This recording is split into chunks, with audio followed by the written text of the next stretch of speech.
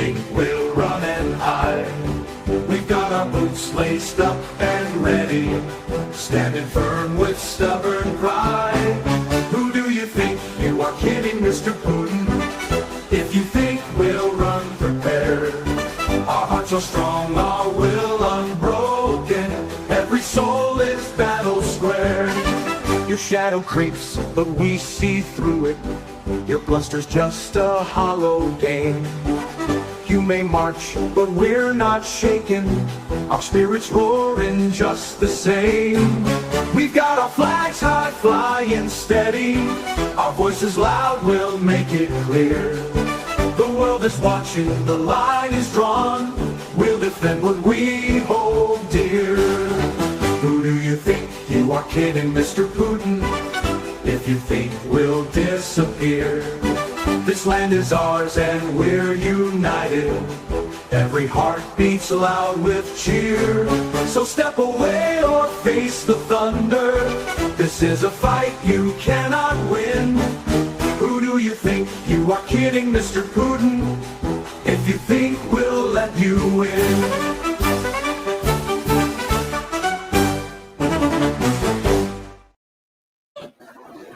Yay! We're live! Live. So, as you might have noticed, guys, we've got a slight change to the agenda tonight. Our illustrious leader is driving home at the moment and he's got work tomorrow. After, despite his protests, Mike did a fantastic job with his bike challenge, and he did a fantastic job and achieved a lot for Help for Heroes. So he's done it. He's played a blinder. He just doesn't know it yet.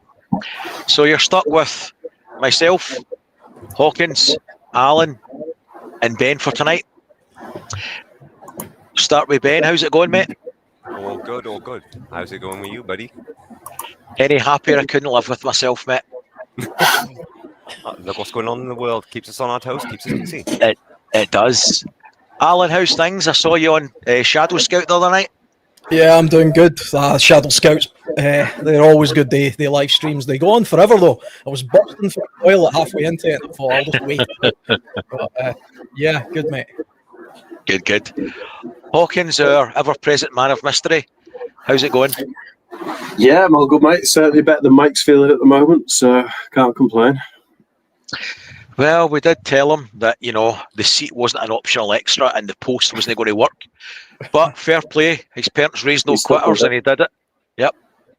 Well, so rather him than me. It's not something I would have been able to do, that's for sure. To hell with that. No. He took it well. 178 miles, he did well. He was a legend. So tonight, as the headline hinted, is a discussion on winter preps. Do we need to change anything from the summer season to the winter season? Do you change anything personally? And just to see what everybody does, get some ideas out there for us and see if we need to change our own preps. So, Ben, do you make any seasonal changes as you get into the autumnal season for winter or whatever? What do you do differently now, if anything? Oh, pretty much. It's a massive deep clean in the house. We deep clean everything top to bottom, put all our sheets that we've used in the summer going into autumn. Because it's like now we had the 4 heat waves, in a sense, back to back. So we kept our very thin sheets out. Now we're bringing out our 10.5 tog, I think it is. The wifey knows the togs better than me. But our thicker blanket out and the Sleep Bright thermal mattress cover, because the arthritis needs the warmth in the winter. So you go for domestic changes like that. What Pretty about much. your prepper stores or maintenance or anything like that? Is there anything you do different in regard to that? Not really. I mean, I just make sure I keep the solar panels all clean, make sure they're all moss free, because I had a bit of build up on them the other day because I've been a bit lazy and been bothered to actually give them a clean. So they've been cleaned. But mainly just testing my power banks, because somebody told me a while back that in the winter, the drainage on the power banks I got a little, let me get it actually, one with a built-in torch like this. And this one tends to die a lot quicker in the winter on its own accord, even if it's not being used. So genuine maintenance. That's it. I don't really Battery. do much in the sense of food preps on, I think, except rotation of stock, but the rest is all right. There's this who's put it, winter preps get a wood burner like a real prepper. I know, sadly, I am not a real prepper, as we all know. If shit hits the fan, I'll have to set fire to the couch, hopefully drag it into the garden first. Hawkins, we'll jump to your good self. You might have a slightly different spin on this now because you invested in some electrical improvements this season. So is that going to have any impact on your preps? Electrical improvements. Makes life easier, doesn't it, if there's a power outage? Obviously, I don't know yet. I'm still gathering data from running it all and stuff, but certainly in the summer months, in a grid down, I would make far too much power than I could ever use. And obviously that's going to curtail off towards the winter season. But I think even in winter, the deepest, darkest estimates were like a minimum of 5 kilowatt hours a day. So that would always be enough to power the fridge freezers, which is kind of the only thing that we really, really care about should a power outage occur. So that would certainly buy time to think about things. But I suppose prepping towards winter now, over the next month or so, sorting the garden out. I've already thrown the 6 kilo propane tanks in the back of the van to get filled up this weekend or this week, and then throw them back under the gas barbecue. Winterize the garden fully. Probably go through a rotation because it'll be about a month's time to kind of drain everything that I've got, which takes a LifePo 4 battery, so radios, gadgets. If you ever come around, you'd understand how big a task that is with the amount of electronic gadgets that I've got in this house. But try and work through everything basically and give it a cycle, so that way I've done it twice in a 12-month period. And then I don't stock up anything extra for food because everything's kind of full already. So then the other things would be I'll have a little dig through the old get home bag that sits in the van, the work van that is, and make sure that's all kind of good for winter. And then throw my big coat because I'm a northerner, so just put my big coat in the van, and should the worst happen, just put my big coat on and I'll be fine, won't I? Drag the van out of a ditch with the big coat on and walk home. I like it. Alan, I've came to you last because probably out of everybody here, with how you tend to do things, you'll probably have more changes or seasonal changes than the rest of us. Do tell.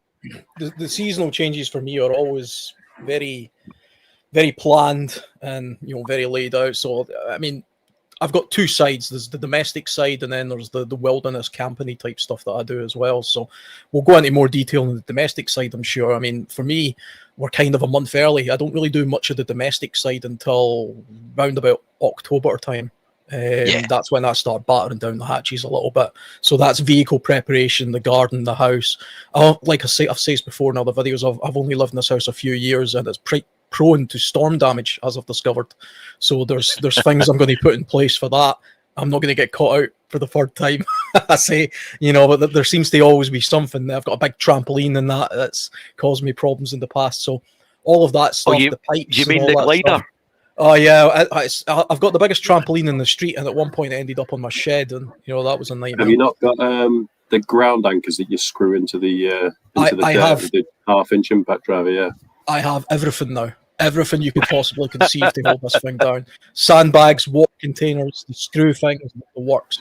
But yeah, I mean, that's the domestic side of it. But from the wilderness side of it, the autumn time, as I refer to it, is my favourite time of year. It's a great time of year to be out in the woods in the UK. There's no bugs. You can see a lot of the vegetation. You can do a lot of stuff. I like the colder nights because fires and stuff feel cozier. You can start using different kinds of gear. I like to camp on the ground rather than in trees like I do in the summertime. So I change a lot of my kit over from the summer stuff to the winter stuff, and I've got a process for that. We might talk about it later on, but really it's just winter gear is heavier, bulkier, and it's really a case of moving my small bag items into my big bag items and a bit of a clothing change. The kit itself doesn't change a lot. It will depending on whether I'm going into an extremely cold place. So if I go up a summit or something, I'll take different kinds of gas or fuel based on where it is I'm going. So I'll adapt my cooking methods. But other than that, it's much the same. But this is also the time of year where I start buying my summer gear.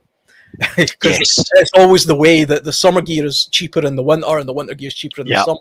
And so I have a process twice a year where I start browsing the sites and starring things on Amazon and stuff that I want to update my preps with. Oh, thank you very much, Mark's Adventures. That's very kind of you. I think he's confused and thinks Mike's still actually cycling. It'll all go to the Help for Heroes cause. Again, it's very kind, and Mike's had a lot of outlays personally for this, so it'll all be gratefully received, I'm sure. Renegade prepping, sit in the centre. God, he's not even here and he's still bullying people about. It's the camera, it's not me. I'm still the way I normally sit. This is what inevitably happens. I've seen this coming, to be honest. It's a bit like one of those TV shows where the star of the show starts to get slightly outshined by the co-star, and before you know it, Brian's the main man. And I'm surrounded by idiots. I was wondering what he's going to do when like the viewership goes through the roof tonight, and we've got 20,000 live watchers, and Mike realizes it's him that's been letting the channel down. Just so everybody knows, Mike's still monitoring the channel, and he's listening in as he's travelling home at the moment, and he's got a whole list of things itching to play in the background, I'm sure, and that one was... Yep, there we go. Hawkins, you should have printed out an image of his face and just wore it like a mask. Pretended to be him. Yeah. A baboon's butt. So, my own winter preps. When I travelled away a lot, I would tend to carry about 10 gallons of diesel in the vehicle, about 18 little packets of bottles of water, and about 4 of the American MRE self-heating wrap packs, 2 sleeping bags, 1 heavy, 1 lightweight summer one as a liner, and a shovel, a hat, and I think a couple of books, if I'm being honest. That was about it. And a second, the phone's ringing at the same time. So that was that. But when I started doing more of the prepping things at home, domestically, one thing when we're on the front of talking about solar and things, for people that have got domestic solar and batteries, wintertime, don't forget to change your tariffs. So obviously we're not getting as much sunshine, so you want to maximise your batteries by changing to a tariff such as maybe Octopus Cozy, in which you'll get 3 charging windows. So it'll knock about 2/3 off your bill that way alone, because your unit costs lower. I can't read this for you. What's Andy said? It says, it's the Bombardier saying, guys, Hawkins said he's in charge tonight, so said I wasn't allowed on, said he preferred Ben and Alan. And that's absolutely true, because he's just got a bad attitude. He's not a real prepper. He's not got a wood burner. He's staring at the sky right now. That's what I thought he was doing. Andy was asked, but he's out. And I hope Miss Worm can share it, but Andy's also running a secondary channel on UFOs, which is pretty good, actually. And he's out doing some UFO spotting. Or did he say he was... I've watched the videos, they're quite good. He did say he was going out to get probed, but I thought that meant UFOs, so I'll give him the benefit of the doubt. That was Mike last week on his bike ride. And if you're going to switch to Octopus, ask Mike for a link. Yes, good call. You'll also get 50 quid each if you do that. I believe that's the split in the tariff. So, have we got any questions queued up, Hawkins? Nobody's asked a thing yet, mate, that I've noticed. I'll chuck one in. No. Go for it. Have any of you thought about having a blackout kit? I have a blackout kit. Okay, cool. Depends what you mean by a blackout kit. So a blackout kit for me is a torch in every room. Yep. And redundant power systems in case the lights go out, and secondary heat sources, secondary lighting sources.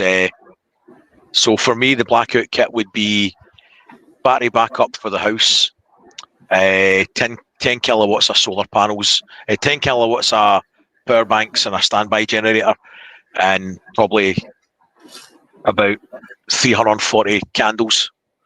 Okay. Ish. All right, then what I'll do, I'll emphasize on that a bit then, because that is a bit of a broad spectrum. Because when you said you'd have a torch in every room, what I mean by a blackout kit is an actual dedicated kit, a small one, nothing big, but it actually came from the wife. She gave me a bit of a scenario to run through in the house with her, and I was like, okay, go for it. And the scenario was, you know where everything is in your house, but if you are in a situation where you're stuck out in a hotel or something, and you don't know the layout of that hotel that well, if you for some reason are so tired you've just gone straight to bed, and SHTF, there you go.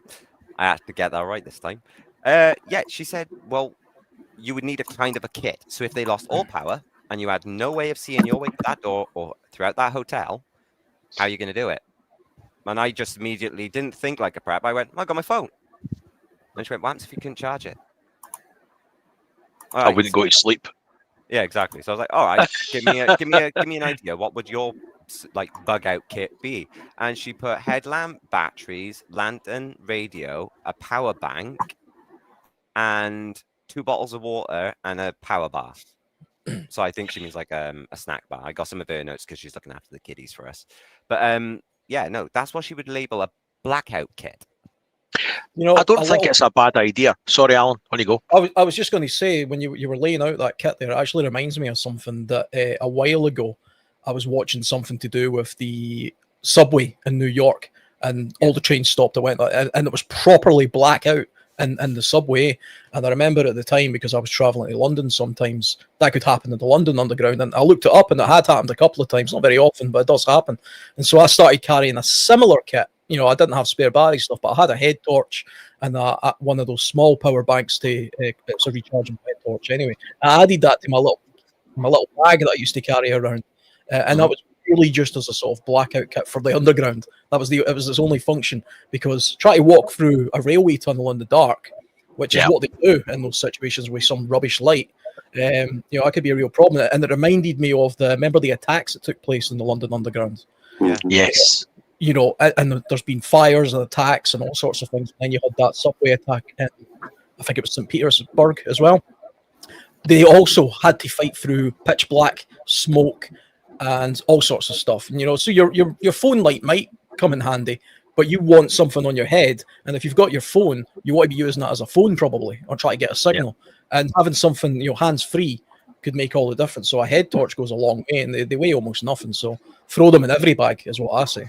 Yeah, I got one. So don't take the piss out of me, because I missed it on the Scottish meet. But and you all took the piss out of people who do it. But I carry a man bag around with me. Yeah, so it's a 511 man bag. But in that would be pretty much what you said. I carry 2 lights, torches, big power bank. I bet your man bag is the same as my man bag. Is it the Moab 10 by any chance? It depends. So I've got a Maxpedition one that slings over my shoulders as like a crossbody one, and then I've got a 511 sort of satchel one, like I don't know what you call it, one of them courier messenger bags. And that was because I was a couple of years ago working down London Way again, was on tubes and stuff, and it seemed slightly less conspicuous than the Maxpedition one that I was carrying at the time. But in that, there's power banks, IFACs, Kindle chargers, leads, torches, firelight and stuff, pens, you know, everything you'd ever kind of want to be stuck in a train, really. It kind of I was going to say type stuff, eh? Yeah. I was going to say, when I worked in London, even last year when I was down for a few weeks working, I probably didn't have anything like that. And then I was thinking, well, actually, my backpack that I carried for work had torches, tape measures, release keys, London Fire Brigade keys, all sorts of shit. So I at least had 3 torches in it, a head torch, and 2 mag lights. So I was about to say I don't do that, and then I remembered, I did. What's this? Why a man bag? I can get more in my backpack. Horses for courses, isn't it? I suppose it depends what you're comfortable carrying in your day-to-day leisure or work activities. But as long as you're carrying it, I think that's really the message that we're trying to get out there. Mike, if you're still kicking about and you'd some starred questions, do you want to fire one in? I've got 4 written down if you want. What was there the you go. most useless thing you had in your first winter kit? Hawkins, you've been talking. You can take it. Giggity. Useless thing in my kit. No, I'm not Mike. I don't take it like that. Most useless thing that I've ever had in my first winter kit. The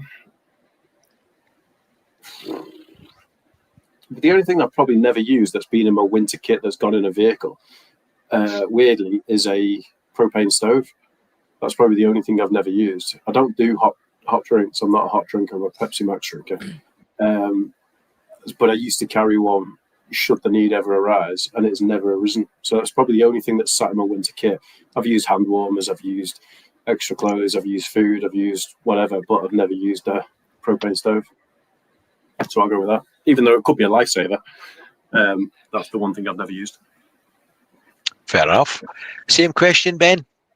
I bought a winter car kit back, I think it was about 4 or 5 years ago. And I was unlucky to have a radio, lovely little radio, but it was a factory defect. Ah. Yeah. So you didn't try it first? No, I tried it first, and nothing was working with it. And I thought, okay, now I'm good at tinkering. I'll open it up and have a look.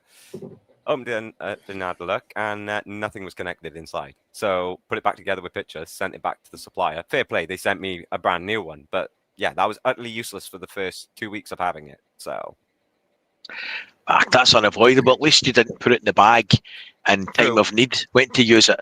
That's probably been the worst case scenario. Alan, what about your good self? Which steaming pile of shit have you bought? Well, I've probably had a few different things over the years, and I've dialed my kit down so much that I hate redundant stuff. I'm kind of against the idea of grab bags and stuff if you don't use the stuff in the grab bag. So everything I would consider to be a bug out bag or a grab bag or an inch bag or any of the other names, it's just my camping gear. It's just my gear. So I'm always using it. Even the survival kits and stuff that I have, it's all things that I've always used. I did at one point, I was carrying, Hawkins was talking about the hand warmers. I had a Zippo one for a while, which requires fuel. And I thought that's a fantastic idea. And I could think of all sorts of uses for it. And honestly, I carried this in my bag for, 10 years. I think I used it once. And you have to carry a little bottle of fuel with it as well. And I thought, you know what, I'm just going to not use this anymore. And I kind of binned that. I've got a couple of what I would call kind of redundant items, not really in my camping gear, but in my car. Everybody says you'll bring a warm blanket or a warm jacket or something if you get caught out in the winter. And it just so happens I happen to know a couple of people who work offshore, and they gave me a flotation suit. It's a full-on one-piece flotation suit. It's way overkill. I mean, this thing's designed for you to fall in the North Sea and float and survive. But I've vacuum packed it and put it into my car kit. So if I ever break down at the side of the road, I'm going to be donning this big blue bloody North Sea, which cost an absolute fortune, by the way.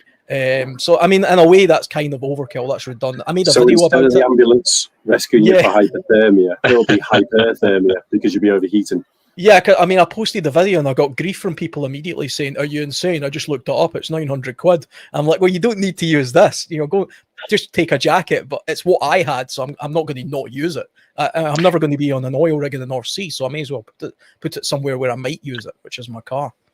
Port West do ones like that. They're quilted overalls, reflective overalls, because I had a job where one site in particular was always freezing. So I'd bought these things at like 60 quid, but they're reflective overalls, but they're all quilted and they're good for down to about -12. And see, for sticking in your car, fantastic. They're worth it just for that. Right, last one from me then before we go into that. Before you chair on there, just let me. So, survivalist. I've just completely forgot your name, mate. Sorry. Basically, you're talking about the Zippo hand warmers. Yeah. Have you seen the electric ones? No. They're about 25, 30 quid. They're a 10,000 milliamp hour battery. The USB-C PD charge, and if you buy the decent ones, and they got 3 heat settings. And honestly, they're absolutely fantastic. I work outside, or used to work outside. Now I'm a spreadsheet bitch, but I used to work outside for my job all day in winter. And honestly, throw one of these in each of your pockets, fantastic. And when your hands are freezing and it's like 0 outside and you're working with your hands, there's like a sparky or whatever, throw your hands back in your jacket. And honestly, it's like 50, 60 degrees in there. You get them on Amazon by a Cooper Like fantastic little things. I've seen the motorcycle clothing versions of it, which is you can get warming jackets and gloves and that for motorcycles, and I've also seen the liners as well. It looks like a foil waistcoat that's powered up to a small power bank, and it works the same sort of way. So I've seen them. I've never tried them. I always thought that would be one of those things that would break after about 3 uses. But I mean, if you swear by it, I'll maybe check it out. I swear by the hand warmers, and my mate bought the fleece jacket one with the heaters in it and plugged the power bank into that, and he swore by that, and he must have used that for about 3 years while I worked with him, and it was great. So something to look into if you work in the colder environments. I'll have a look at that, mate. I might even get a link off you in Discord later if you got it. Yeah, I definitely work in cold environments, so it's probably something I should be looking into. Before I jump onto Rob's question, one useless thing I bought was my first folding shovel, and the first time I used it, it fell to bits because I bought one and it came in a little pouch, and I was in a Toyota Hilux with no phone signal down the bottom of a side of a mountain outside a remote power station, and I couldn't get back up the hill even in 4-wheel drive, and I thought I'll just dig myself out with this little shitty folding shovel, and after a couple of scoops it snapped in two. So check your preps, use your preps. I'm surrounded by idiots. As some people have shown you, who everything they touch either spontaneously combusts, floods, or generally goes wrong, learn by other people's screw-ups, and you've came to the right place here, because either it'll happen to me or somebody else who remains nameless. Mike. Here's one for Rob, or from Rob. You will not cry. He's a control freak, isn't he? He's in his element. Brian touched on it before. What do people do for winter vehicle preps? Alan, do you want to take this one first? So winter vehicle preps. So I've got a car and a motorbike. The motorbike's newer than the car. The car's a bit of a banger. So, I mean, out with ordinary maintenance of the car itself and the bike itself, I've changed my my service dates so that it's in the winter. So my bike's service, it used to be in the summer, now it's at the end of October. That's when I winterize my bike. I put it away for the winter, and I have a trickle charger which keeps the battery ticking over and things like that. I fill up the fuel tank right to the max, and I put a fuel stabilizer in there as well, and that just prevents moisture and things like that building up. I put a sheet over it sometimes as well to try and stop the condensation, but I kind of get a little bit of it in the shed as it is. With the car, it's kind of similar. Same sort of maintenance program as well. I have a dedicated box that I always carry in my car. It's always winterized anyway. The only thing that I would perhaps consider putting into it is, if I knew there was going to be more than just me in the car, there's very unlikely to be any more than 2 people in my car, to be honest, at any one time. But if there was going to be more people, I'd probably consider putting in a couple more jackets or a couple of wool blankets or something like that. I don't have like special tires or chains or anything like that because I'm too broke to buy the tires, and the chains I think are unnecessary. I will consider taking things like grit with me though, and a snow shovel if it's snowing. If it's snowing and things like that. And I've also heard cat litter is quite good for getting a bit of friction under the tires if you find yourself on black ice. I've never tried it, but I did at one point carry a bag of it because I'd heard that was a good thing to do. Friction is always good. Yellow teapot's about to be pulled over by the police next time they're driving the car if they always keep an accident. Hawkins, have you got anything in particular you do? So personally, I don't really drive much in my personal life outside of work because I hate the roads because they're full of fuckwits who can't drive. But for work, I drive about 70 miles, 140 mile round trip a day at the moment. So I throw, yes, fucking shit. But so I throw, again, kind of the bag and I've discussed before. I have some rat packs in there. I have a crate of water in there. But for winter specifically, I have a large inflatable mattress that can lay down in the back of my little Transit Connect that I drive. And I have a winter sleeping bag and a blanket as well. And if I had to, I'd just pull over at the side of the road, inflate it in the back of the or let it inflate itself in the back of the van, and then just bury it in for the night. So now your boss knows that the 70-mile trip is taking you 3 hours because you're in a lay-by sleeping for an hour and a half. Is that what we're saying? My boss can see exactly where I am because my vans are tracking me, unfortunately. Ben, what about your good self? I just go with the typical stuff. I keep an extra pair of really sturdy, either JCB or rigger boots, whichever I get the cheapest in a deal. I scrape some de-icer, a bag of wooden pellets. That's why I mentioned the wood pellet cat litter, because that does work amazing if you're bogged down in mud. It just clumps up under the tires, gives you a good bit of push, and you're out. It's good stuff. What else do we keep in ours? I have to think now. We keep extra snacks in the glove box, so we got like a little survival glove box. You got a little our car first aid kit, and then next to it, a couple of protein bars and a few like powdered milks for the kids if they need it, and an extra shovel and some jump leads. That's about it, really. Good. For myself, more or less the same. I don't travel into north of Scotland anymore. I don't do remote working like that. So generally, tyre pressures in the run up to winter. I don't swap out winter tyres because it's a company car and I don't care that much about it. So I'll check my tyre pressures, potentially drop it a bit for snow. I carry snow socks in the boot. The cat litter thing I've never known about. I'll buy a bag of that and try it because that's a good tip. I'll take that on board. And yeah, that's about it. My bug out or get home bag I tweak for winter time and just change that round. But other than that, pretty much the same. Have you used the snow socks before? Yes. They tell you can reuse them. That's pretty much a lot of crap because as soon as you get out the snow, you ain't stopping. So you drive them through all sorts of slush, pebbles, bricks and everything on a good bit of road until you get to where you're going or they fall apart and disintegrate. So for me, they're one-use items and they're disposable.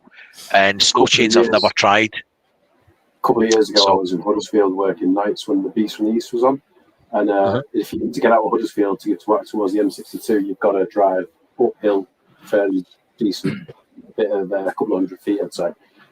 Without snow socks, you couldn't go anywhere. So all the vans of all the lads in work were all just buried at the bottom of this road at like 2 o'clock in the morning with the snow coming down. And a couple of us who were on the books all had snow socks that we'd issued as part of the project. Threw the snow socks on, and the difference it made, we just sailed straight up the hill and had to leave the other lads just at the bottom of the bottom of the hill in Huddersfield and just leave them behind. And they went back to the depot and stayed at the depot for the night. But snow socks really worked. Like you say, though, I drove them for probably another half a mile to a mile after the snow. As you said, you don't want to stop.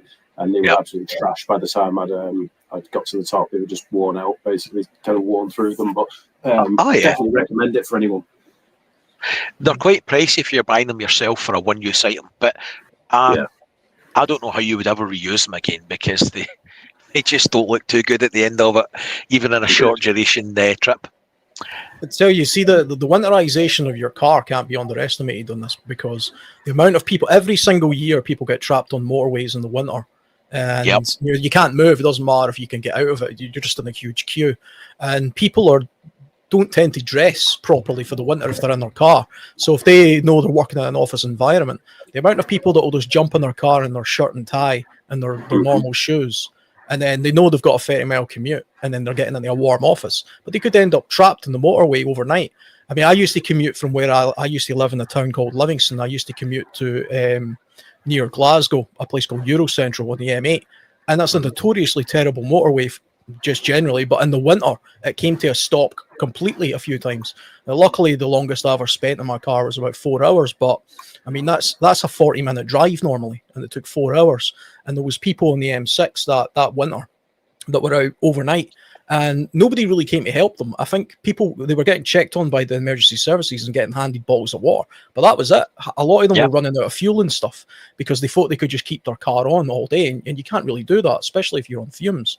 And so dress properly. And weirdly enough, this sounds stupid, but see one of those big candles, the 12-hour type candles, if you keep that in your car as well with some matches or a lighter, you can turn your car off, put that on. It gives you a little bit of ambient light, but there is a little bit of heat because you're in an enclosed car and you've got your body heat. It will also put a little bit of heat as well. So carry a candle as well. Although crack the window now and again if you're going to like, eat all your air. I've just visions now of people stuck for a 20-minute traffic jam in winter, getting burnt to death in a car after following this advice. We know Just the these first people person from to do that will be, flames don't we? clawing at the window. Use naked flames. on fire in an electric car. It's going to be Michael. Yeah. Funnily enough, the missus actually just quickly brought up my grab bag that I used in London, which is now my work bag. I don't know if that's the same one you've got, Hawkins, but it's a small 5'11" bag. I think these are great for travel. It's not quite a backpack; it's a single sling thing. They're good for travel, but I always have, a head torch in there, and that was the subway thing. Yeah. Winter comfort favourite foods. Ooh, soup. Just to let you know, Brian, I've got about 6 questions lined up that I've copied out the chat. So once we're done, Phillips, I've got a few more to go through. We'll run through them, mate. For me, favourite winter comfort food would be nice thick chunky soup and a tiger loaf. And just for the record, nobody's getting any of the tiger loaf. It's mine's, right? It's all for me. So that's pretty much mine's. Ben? Definitely gotta have a stew. Doesn't matter what you throw in it, just a nice hearty stew. I love a stew. But if you're talking about tiger bread, then what I'm going to say is this. The next time I'm at prepper meet and you're there, I'm definitely going to be zipping up my tent and putting a padlock on it because my tiger bread's mine. Unless you want to go, bare knuckle brawl on this. I've got a weight advantage, mate. It'll be sumo challenge for food. Yeah, I'll take that bet. Advantage, but I got the stamina. Hawkins. Yeah, don't aim for the ankles, Mr. Glass. Yeah. Similar to you two, anything that comes out of a crock pot, mate, in winter, isn't it? When you get home from work, you've had it in a crock pot all day, simmering away. And I second the tiger bread. One got delivered this morning, and sausage and bacon on it. Beautiful. So, yeah, crock pot and tiger bread, mate. Alan, are you going to spoil the pattern here? Well, I just take whiskey, but no, I mean, it's whiskey and tiger bread. Whiskey and tiger bread, one pot stew, Irish stew. Every winter I make something like that. I've got lots of Dutch ovens and stuff, and I've got a large winter TP setup that I sometimes use. It's a bit overkill, but I've got a few videos of me making one pot Irish stews. You just chuck everything in there, and that's the beauty of winter time. Stuff like that's kind of cozy, and you can cook it all day. It's great. It's a good outdoor food. You can throw beer and everything in it. Yeah, that's exactly what it's like. I've made it a dozen ways, so there's no one recipe. It always has alcohol in it for some description. Well, it's all to keep you warm, mate. It's a survival tactic, that's all. Okay, Hawkins, what else have we got, mate? So someone said, Hawkins, are the O-lights worth the extra money? I've looked at them, but they seem expensive for a torch. Yeah, they are decent torches. I've probably got, as Brian, if you can remember from the prepper meet, me and JP had a bit of an O-light off, didn't we, getting all our O-lights out? I think I only brought about 5 with me, but I've got about 10 to 15. Spent a fortune on them over the years, but yeah, they are decent torches. So yes, for that one. Next question. I don't have any, so I'm out of that one. Alan, have you got a view on the O-light debacle? When it comes to torches, I mean, I tend to go by head torches more than hand torches. I've got a couple of spotting torches which are handheld and they're very bright. And I did once see something talking about the use of torches as a self-defense mechanism. The bright light and the very high lumens. And there's lots of prepping utility and survival utility for very, very bright focused torches. Which it's a different topic altogether, but in some countries they're actually trying to make them illegal. So it's get your hands on them now, I would say. Oh, like Javalots, I think they're called, are the kind of the long range ones. Here's one for you. So I work on the railway, and a couple of years ago in an engineering possession on a midweek night shift. Obviously, if you know anything about railway, engineering possession means there's no trains on. And I got a phone call off the ES, who's the engineering supervisor, telling me he's had reports that there's a train or something within the engineering possession. It was all chaos going on. And basically, I'd had 2 of my O lights out, which are 12,000 lumen each, so 24,000 lumen. And somebody had seen the light coming around a curve on the railway and assumed that it was a train coming around the curve. And the entire gang had jumped off track thinking that there's a train coming around the curve. And it was actually just me walking down track with 2 O lights in my hand. So... So those questions asked then. Yeah, I'm known to be a bit weird at work. Yeah. You see the police, you know, with the police always shine their torch in your face when you're in your car and stuff. That's a very common tactic to disorientate people and destroy their night vision and stuff. And What if you get one of those O-lights with the strobe feature off the back button? So as you grip the torch and you press it with your thumb, you'll literally get the strobe function. And honestly, that will daze anyone, day or night. Like if you just bang it into their face and press the strobe function, you'll disorientate anyone, doesn't matter who they are. They use dazzlers in CQB and room clearances. That's fairly common.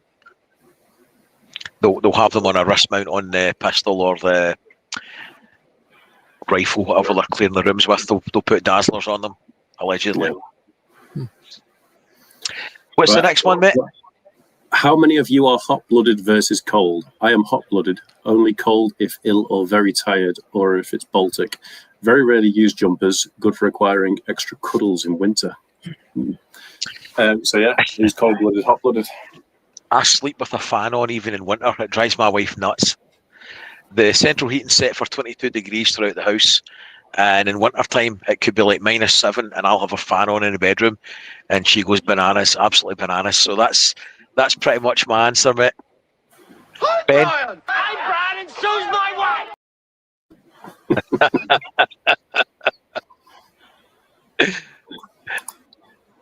Well, Ben, are you a lizard or?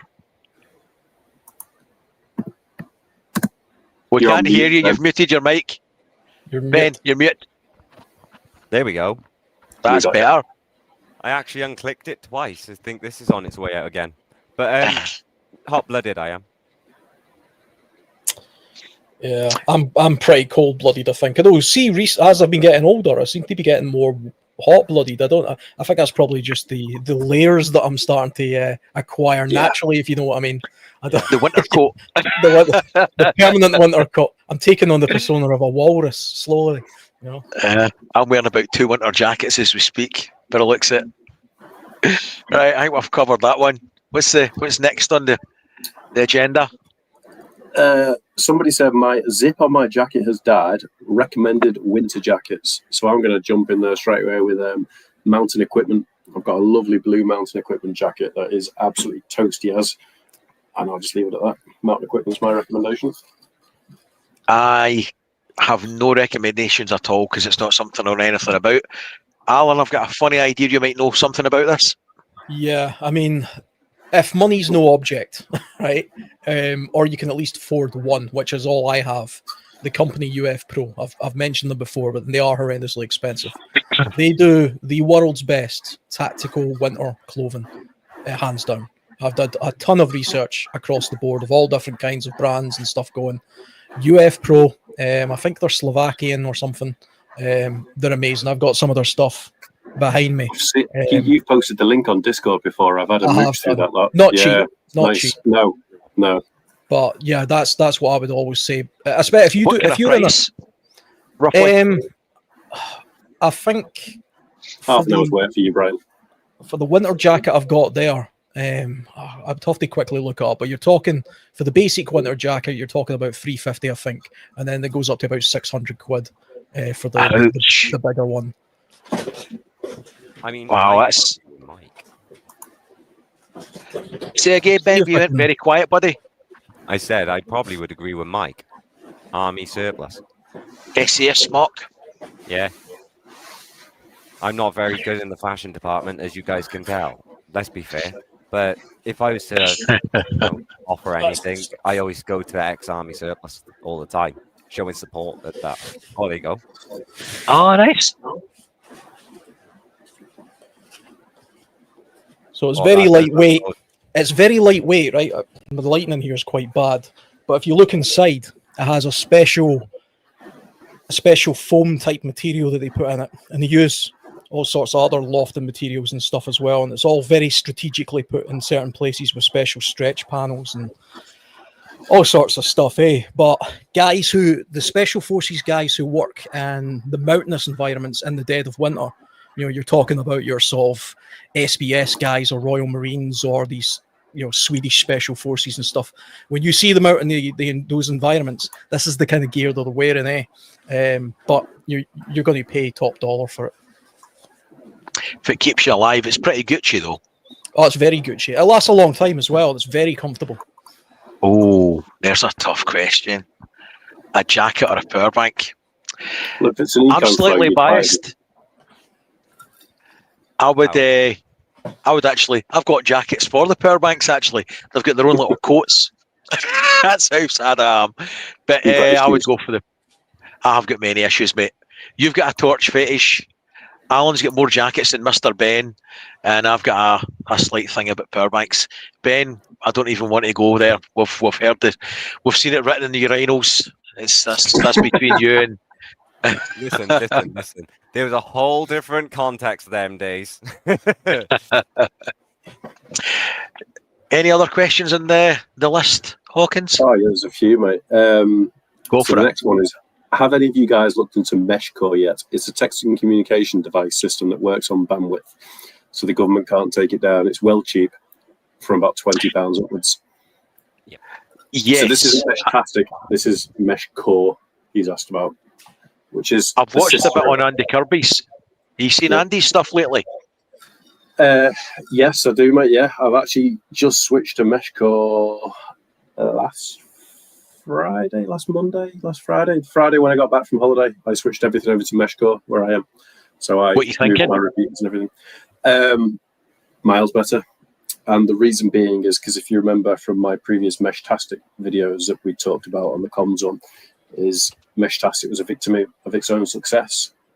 So it was never designed primarily to be so successful and to have so many users, and the telemetry and packets that were sent in the background was too heavy, and it would saturate the bandwidth of because it's LoRa, it's very low bandwidth, so it saturated the connection.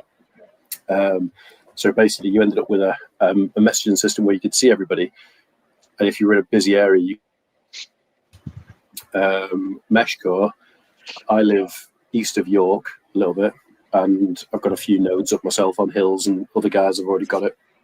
And so I can reliably communicate to Darlington and back from my house south to Doncaster. And somebody's just bridged the Pennines now, so we've now got comms over to Wigan. So actually Wigan can talk to Darlington or Doncaster. So if you kind of see those sorts of distances that are involved now, it's basically Meshtastic, but with very low background telemetry packets switching about. So it doesn't saturate the link, and it just works a lot better. It'll do 64 hops, I think my mate told me the other day. So Meshtastic is limited to 7 hops. So if you've got 7 nodes, it'll only jump through 7 nodes. MeshCore, because it's designed from from the ground up to be for a low bandwidth link, it can do 64 hops. So if you get enough nodes up around the UK, with MeshCore, you'd essentially potentially get sort of a UK-wide comms network. For those that don't know, on the Discord channel, and Miss Worm, our awesome moderator, will share it when she gets a minute. The Discord has got a separate channel on the Discord of Meshtastic. We had a push as a group probably about 6 months ago, and we got a lot of people basically uptaking on Meshtastic. But with a lot of things going over and life taking over, it's died a little. There's not been the same push on it, but with the sounds of it, Hawkins, the MeshCore thing might be something we all need to have a chat about, maybe upgrading and changing the firmware to. Yeah, it's literally just a flash of a firmware on it, mate, and you're good to go. It just depends how many people in your area have obviously taken it on board. Basically, the people who run the repeaters or the routers on hilltops are the guys you need to change over. But yeah, it's definitely something that that's worth looking. And there's a few people already, like in Manchester yesterday, who were up and chatting, and they've got MCOM in the name, which is emergency communications. If case you didn't know. So there's a lot of people asking already, because I've got they have room servers. Unlike, in Meshtastic, you can just chat to each other. Yeah. Well, on Meshcore, it was designed from the ground up to have room servers. So I've got a room server hosted called Preparedness, and you can basically log into that room server, and it doesn't matter if the other person's online. They can leave a message on the room server. It's like a bulletin board system from the 80s. So All right. if you could only get comms out for a brief period, you could log into the room server, see the messages that will get relayed back to you as soon as you log in, and then you can then message back with what you want and then disconnect again. So we're almost certainly going to need to have more chats about that as a group then, because that sounds like it's going to be the way to go for us. Obviously Mike's going to need to have a think about it and see what he wants to do, but it sounds for what we want it for, more stable. Doesn't know what we're talking about. It's basically, and because we didn't give any context there, sorry for anyone who hasn't got a clue, it's an offline messaging system that uses a small radio that Bluetooths to your phone, and you essentially use a program like, I don't know, Telegram or WhatsApp or something, and you can send text messages to each other about 160 count. There you go. Brian's just got it out on camera. I mean, he's got his mesh core out on camera, and you can message each other. So it's a great little system. Meshtastic works if you've not oversaturated the link, and if everyone's got the latest firmware and blah blah blah. But if you're in a busy area, it's just completely useless these days, unfortunately. But Meshcore, much more reliability out of it. So yeah, just a question. We'll talk about it. Go ahead, Ben. Is there a way to check around my area if anyone's on Meshcore Meshtastic? Because I was thinking about setting up some nodes down here. There is a Meshtastic map online if people have let their nodes be discoverable by something called MQQT, and there's the same for Meshcore. A lot of people disable them, so you can't tell. So the only way to find out would be to buy the hardware and find out.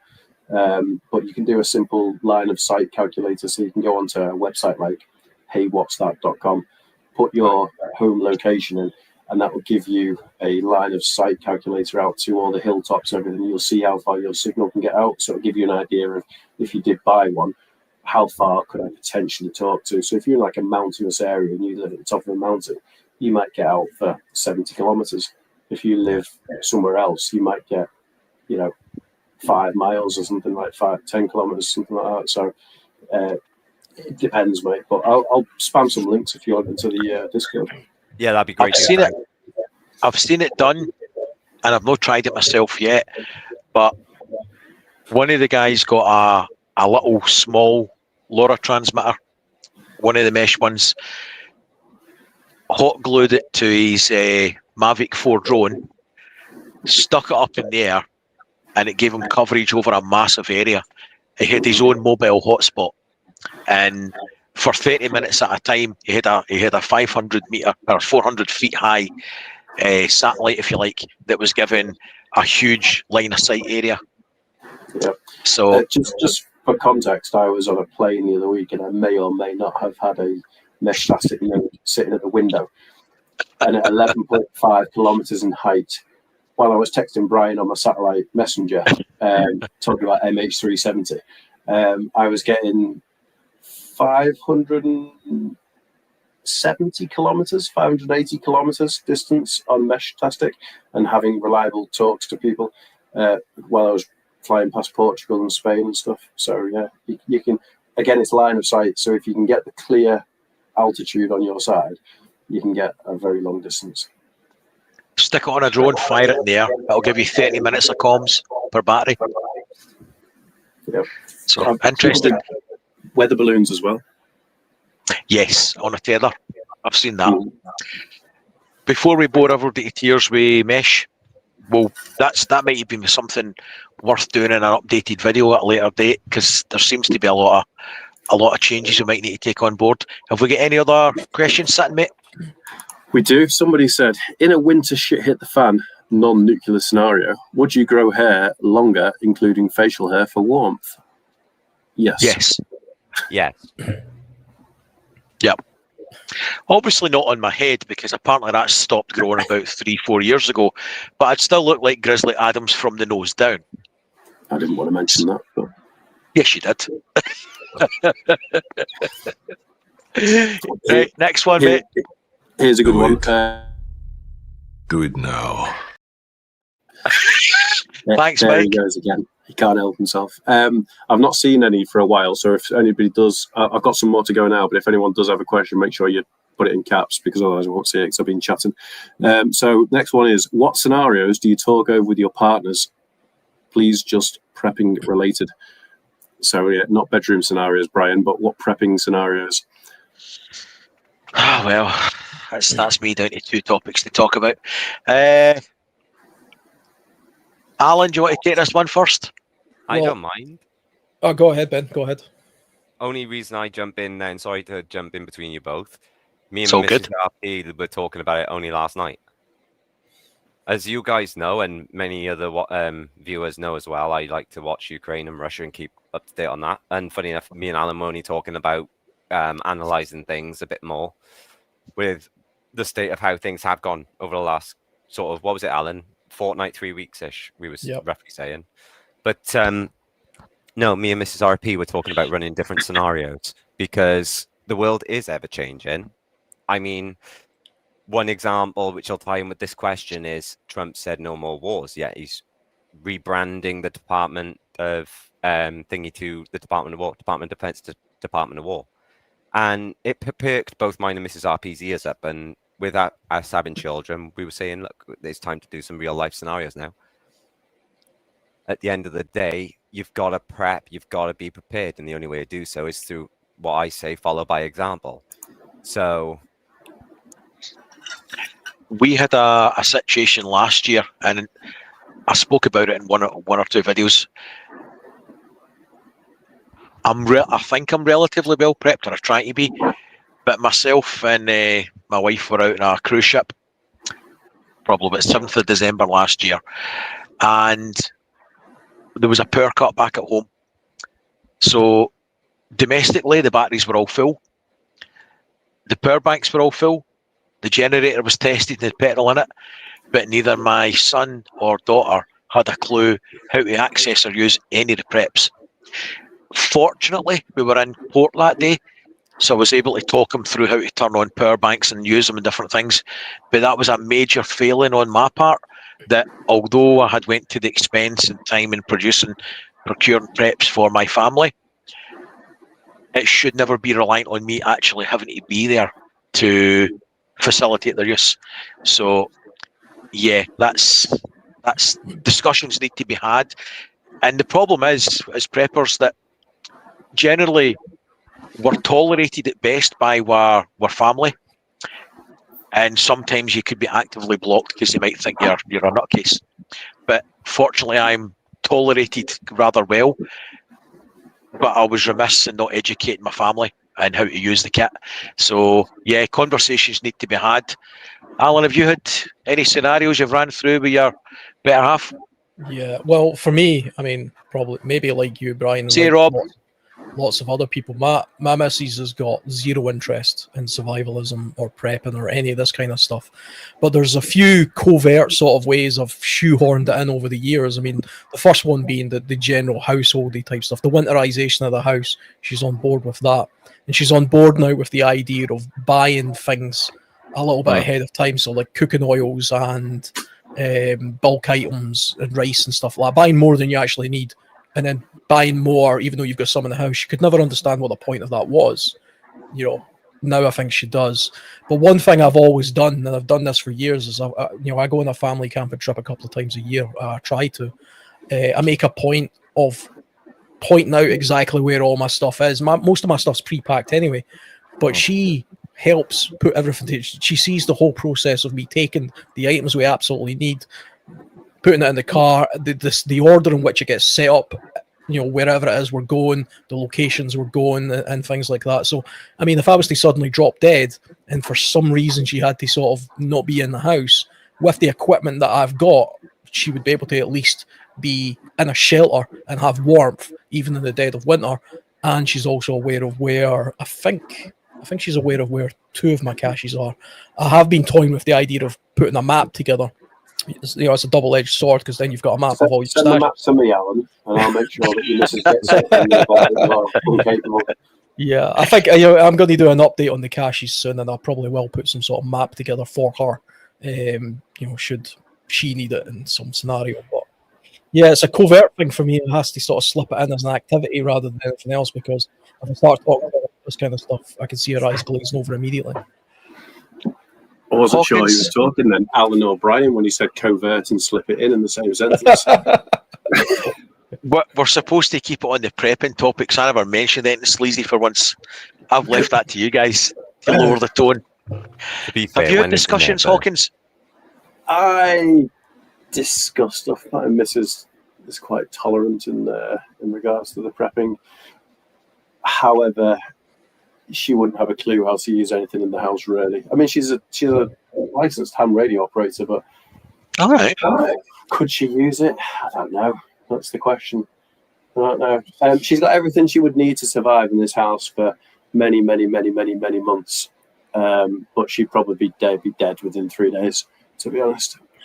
So it's something that's on my list, and she's listening in the other room now. So she's nodding away to herself, but she knows that there's scenarios that need to be run through and more learning. She knows how to, I say she knows how. She's been shown how to power the house from the solar and the off-grid system to Excellent. hook into generator mode and put the 32 amp commando socket in and do that. But I'll probably just write some instructions up, and I need to make like a laminated folder really that can just sit somewhere as a shit hit the fan thing if I'm not here. But as long as I'm home within a day, she'd be fine. But after a day, she'd just die surrounded by preps that she wouldn't realise. So The laminated folder is a great idea. Everybody should probably do that. just if That this is a good happens, idea. If this happens, do this. Yeah. Aye, that's a good idea. Do you want to borrow my satellite messenger for your Florida trip? No, it's fine, mate. I've got some contingency plans, but thank you, sir. You're a gentleman. Do you find that more or less people are getting involved in prepping? Ooh, More. First, yeah, I'd say more. Can I think- jump in there 1 second? Yeah. This week. So I've got a friend of mine who's in a prepping signal group that I have, although I wouldn't consider him a full-on prepper, but he's definitely got his eyes open to the world. He's not clueless, certainly. He's one of the smarter people that I know. And hi, if you listen to this. But he is on the back of what I've talked about and on the articles that Catherine, what's her face, puts out about Catherine the power Porter. grid. Yeah, so he's She's just excellent. he's just getting quotes off the same solar company I did, and also Octopus, to throw himself the same sort of solar system on with a Tesla Powerwall 3, specifically for anticipated winter power outages. So I see more people opening their eyes and heading towards, a bit more resilience to the fragile system that we potentially live in. Well, you've touched on the power one there. This is probably an opportune time to slip in this one. Giggity. I heard the snicker before I said anything. Silence! Thanks, Mike. The Norwegian energy companies have pressed the panic button and are predicting low head of water. And given that most of their energy is coming from hydro schemes, that could be a problem for people in Europe that are relying on the interconnectors to their grid fed from Norway, which incidentally includes us. Even if they've got enough water, the Norwegian population have got 10 to 15% higher energy bills now because there's more money to be had exporting to us and other countries in Europe. So they've got a political problem now as well, that the natives are getting restless. This has got relevance to us as preppers, as there may come a time that, just for a bit of background, we tend to draw in between 6 to 7 gigawatts a day through the interconnectors from France, Norway, different places. And always in the assumption that that power will be free flowing and always there should we need it. It may not be. So it might be an interesting winter. And off the back of that, the French are offlining 5 nuclear power stations for care and maintenance starting in about October this year. So winter preps, make sure you've got plenty of batteries in case we've got our own problems because of other people's problems. I just thought I'd put that at the end there. I'll go back on topic, sorry. Alan, do you think people in your social circle are more into prepping now or even more inclined to talk about it? What's been your experience? I think more people generally are inclined to talk about it or maybe even take an interest in it. It's one of these things where I see it as ebbs and flows based on what's in the news cycle. I remember during the pandemic, people were suddenly getting into stockpiling, and they were all virologists, and that became a thing for a while, and then it waned away. There's certainly more news items about World War III type scenarios and doomsday headlines and this kind of stuff, and we're seeing governments across Europe put out pamphlets talking about be prepared, get these 10 items now type stuff. The UK government historically is slow as hell with this kind of stuff. It doesn't advertise it very well, but I think if I was to suddenly start talking about this more at work, there would probably be 1 or 2 people in the canteen that would say, oh yeah, I'm kind of into that, which 5-6 years ago would have just been a case of this guy's a nutcase, and pay no attention to it. But times are definitely changing, so yeah. Ben, what's your thinking? Have you noticed people more socially willing to talk about it or engage? I have. And so is Mrs. RP, especially over our local Morrisons. A lot more people are starting to not talk about being preppers, I will say that, but they're talking about, okay, we need to take in more local essentials. And to be fair, I have noticed that compared to what we went through with COVID, that in a sense being a panic prep, everyone last minute panic buy in, making sure they got everything in. This time it's more subtle. And I've noticed the ebb and flow, like you guys worded it, has slightly changed. There's been a drift in the wind. People are starting to get things in, more so tinned things. First aid. It's like when I did this with my arm. Trying to get some actual bandages and things, most of the first aid kits were sold out. Now, to the naked eye, you look at it and think, oh, it is the summer. Kids are off school. They've had falls. They probably cut themselves, grazed themselves. But then when whispers start getting louder into proper conversations, that's where we pick up our ears and think, well, hang on. We don't typically hear this on the average day-to-day basis. This is new. But one point I would say is that we've all been preppers in a way, not identifying it, but like back in the war, there was old terms that were coming out, old sayings as we call them now, like a clean kitchen is a healthy kitchen, and what do you call it? A well-prepared mindset is a happy mindset. Things like that. So in a sense, we're used to it. When we're kids and we grow up into being adults, we see our parents, in a sense, cleaning the house. We think, well, why are they cleaning so much? Why do they keep things so clean? Why aren't we hoarders? Because we hear of hoarders. It's all down to preference and how you present your home and yourself. So if you're a clean bacteria levels and all are going to be lower. So, we kind of get used to it. We've gotten used to it over the years. COVID was a big eye-opener. And I think now people seeing more uncertainty, and then in a sense, like with what the government has done now with the ID checks and that. Yeah, I think the reliance on the just-in-time system that we all moved over to, and the cost of living, is pushing people to start thinking more like preppers originally would. The hardship is pushing them into things. People are now suddenly talking about wood burning stoves, not because they think it looks pretty, but literally because the energy bills are so bloody expensive. It just makes more sense to burn wood than it does to burn gas. And, food is getting astronomically expensive now as well. I remember seeing a run on olive oil a while ago because, they had a bad crop in Italy and Spain, and so people were rushing out and buying olive oil. Years ago, nobody would have did that. They would have just went to some other cheap alternative. But now people are starting to get that kind of mindset again, I think. And it's no bad thing. A little bit of hardship wakes people up to the realities that you should be a little bit more in charge of your own destiny and not be relying entirely on very fragile systems or governments. Exactly. Sorry, go on, dude. I was going to say, when the fireworks were going off in the Middle East, about a month or so ago, 2 months ago now, I actually had a text message from the next door neighbour saying, what should I get to prepare for X scenario? And I was like, oh, and I linked him to the fantastic .gov website that we've made in the UK, and just because I don't want to appear too weird, and just said basically water storage. Yeah, exactly. Yeah, too late.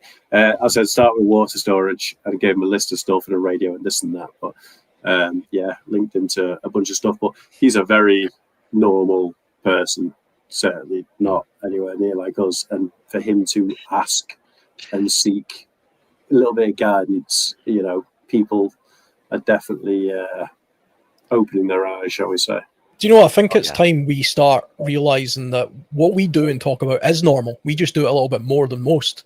And the people who don't do this are the bloody idiots.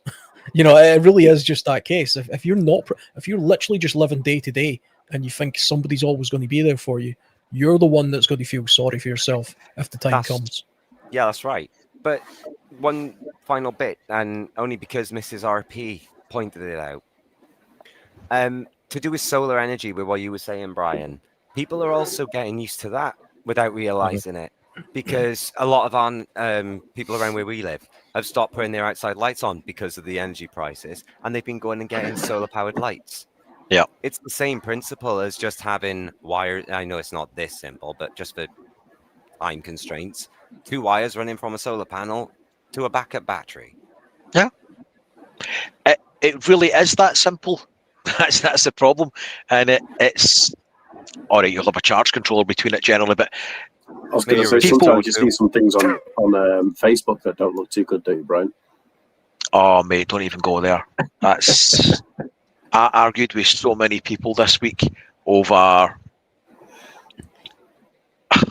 I didn't want to see them burning to death. That was the whole premise, and yet they lost their mind. People in the chat might not know I had a little bit of a wobble and a meltdown at some Facebook posts, and it was somebody on one of the Facebook groups had posted a picture of a solar install he had done. My daughter had done it, hadn't she? Your daughter would have done a better job, mate. And I don't mean it with disrespect when I say this, but the problem was people were looking at it and saying, that's really good. Could you tell me how you did it? And I said, for the love of God, don't tell them how you did it, because that is the wrong way to do it. You're going to set your house on fire. I'm not going to go into how wrong or why it was wrong, but if I show you how to do something or tell you how to do something, fact check me. I might be wrong. I might be telling you the wrong way to do it, right? Because I'm fallible and I make mistakes. Just because somebody on the internet has got a couple of wires hanging and he flicks a switch and the light works, doesn't mean to say it's earthed and you're not going to get electrocuted when you plug a socket in it. Check your sources for everything, because it may well be full of shit. So, yeah, on that segue, we'll move on to the next question. What you got for us, Hawkins? To me like the best part of you ran down the crack of your mama's ass and ended up as a brown stain on the mattress. As always, Mike is harsh, but so very fair. Backseat host. The next scenario, the next question was, what price do you put on not getting frozen snowed in, though? So I think this was back when we were talking about cars and being stuck at the side of the road. I think it was when this question came through. We've covered that more or less, haven't we? Yeah. And then the only one, I think that was pretty much the last one that I've seen as a question, but I have been chatting a bit and listening to you guys, so I've not paid too much attention. Mike, do you have anything stored away to link up for us, perchance? Or is it just funny comments? Oh, here's one. I wanna be like Mike. Nobody wants to be like Mike at the moment with his red raw bottom.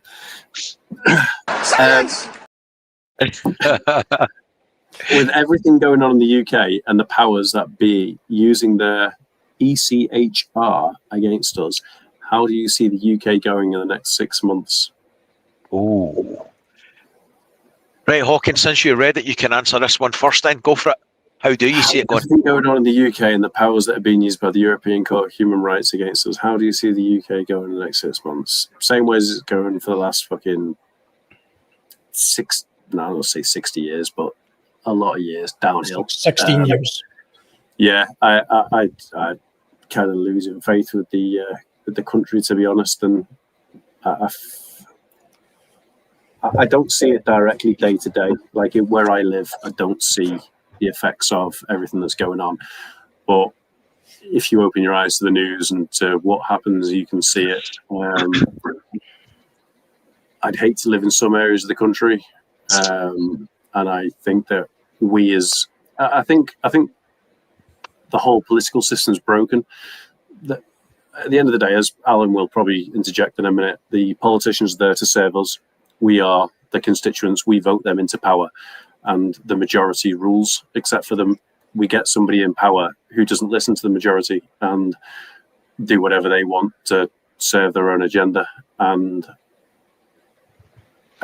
from everybody I speak to on a daily basis, the country is not run how the vast majority of people want it to be run. So yeah, downhill basically. I don't see it getting any better in the short term, that's for sure. And that's as much as I'm willing to say about politics on camera.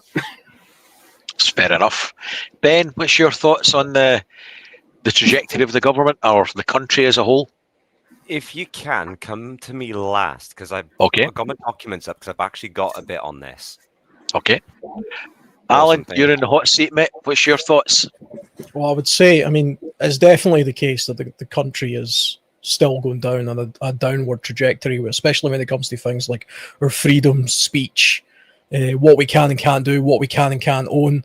I was talking yesterday on Shadow's podcast about the laws around owning things like parangs and machetes. I've got a parang, and that's the kind of thing the government here will eventually make illegal. It's not individually party political, because it's happening across different political parties. Because I would say it's been happening roughly since 2012, the downward spiral of the way the system. Yeah, that's kind of when it started really bottoming out. And it happens more so in the more devolved parts of the UK, especially. I would say Scotland right now is probably the most totalitarian part of Britain, in my opinion. And it's not because I care about what political parties run in the place. It's just because of the things they're saying and doing. Even us now always self-censor ourselves. And we shouldn't have to do that. We should never have to self-censor ourselves. It's ridiculous. I do think there will be some sort of backlash. I don't think it'll be like some sort of like rebellion or revolution or anything like that. But it's definitely the case that the current UK government is purely there because everybody hated the previous government, and it's a two-party race. So there is nobody else to vote for. You'll probably see a difference in the next election with fringe parties like Nigel Farage's party and Jeremy Corbyn's party and stuff. Those are protest parties. They'll eventually wean out and disappear, I think, as well. And it will eventually become back to normality. But in the meantime, I think we're in for 5-6 years of this kind of pish, to be honest. And as preppers or survivalists, the only thing we can do is try and get around it by, keeping some stuff to ourselves, which we have to do. That's the self-censorship aspect of it, keeping an eye on what's going on the horizon. But world events will probably change it. The election of Trump changed everything. Trump getting in power for the second time ended the woke era, thank God. That's now dying on its arse. That was a big political aspect of our culture as well. That's where a lot of the anti-free speech stuff was coming from. We're seeing a little bit of a backpedaling of that now in the UK, and hopefully that will continue. But I can't see it getting any better really in the short term. I think in the long term it will, but we just have to navigate our way around it. And for what I see, preppers and survivalists generally aren't very political. They have opinions, and it's usually anti-establishment, but they're not I've never heard anybody bang on about how the Tories are great and Labour's pish, or vice versa, or whatever. It seems to be very neutrally, they're all shit. I'd vote Brian as Prime Minister if it was up to me. I'd vote me as well, mate. I think, my personal opinion, it's been discussed and hinted more than once that what has politics got to do with prepping? Everything. Because who you vote in, or the 4 years, 5 years that they're in power, will directly affect your children at school, what they're taught, who teaches them, how likely you are when you flick the light switch that something will actually happen, where you'll have gas, your food prices, everything. So whilst it's not politically aimed or directed, it's just like Alan had said, as preppers, you'll have an opinion, and you should have an opinion. You're entitled to your opinion. We don't have to agree, but we should be aware of who's in charge, who may be in charge, and who was in charge, because this will shape what your preps may have to be. The current state of things, I watch a guy, Black Belt Barrister. You've probably seen him on YouTube. I quite like his channel. I watch him. I like him. He's quite level-headed, and I just follow him. I like him. We're very much still in the case of hurty feelings. If you say anything and it hurts somebody's feelings, in Scotland they passed laws, you can be arrested for that. You can be lifted for hurting somebody's feelings. It's nuts. We talk about common sense, and yet you rarely encounter it in your day-to-day activities. We need to get common sense back into all facets of life. And until we do that, I think the UK is going to be an unpleasant place. So, Ben, what have you got for us? It's over to you now. Thank you very much. And yes, while I have the hot seat. So basically going back to the ECHR, the short take, the next 6 months is going to look bumpy but stable, because the way I've seen things go, the more peace that is spoken about, the more human rights that is spoken about, the more UN meetings there have been, there's been more increases in activity in Russia against Ukraine, and actively showing aggression against British, I think it was the British consulate or the... Yeah, they blew it up. Yeah, they did. Yeah, they blew it up this week. There you go. So human rights obviously out the window in that regard, right? So for the next 6 months, so we're talking from, well, we know we're August going into September, so say September. Between now and March, I'd say it's going to be stable, but, and I hate to be the one to say this because then it's like, oh, you're pushing politics, but politics is going to be dominating most of the economic and human rights news. It's going to shadow most of it. So to the eyes of the public, it's going to be what we've seen now. It's like what Hawkins said. It's going to be what we've seen now. It's going to be a gradual destabilization, if you want, then, to do with Epping, since the council have unfortunately won the overrule.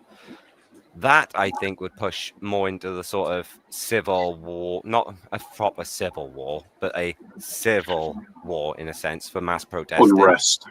Unrest, yeah. Thank you. Yes. And see the sheer volume of protests grow in mass.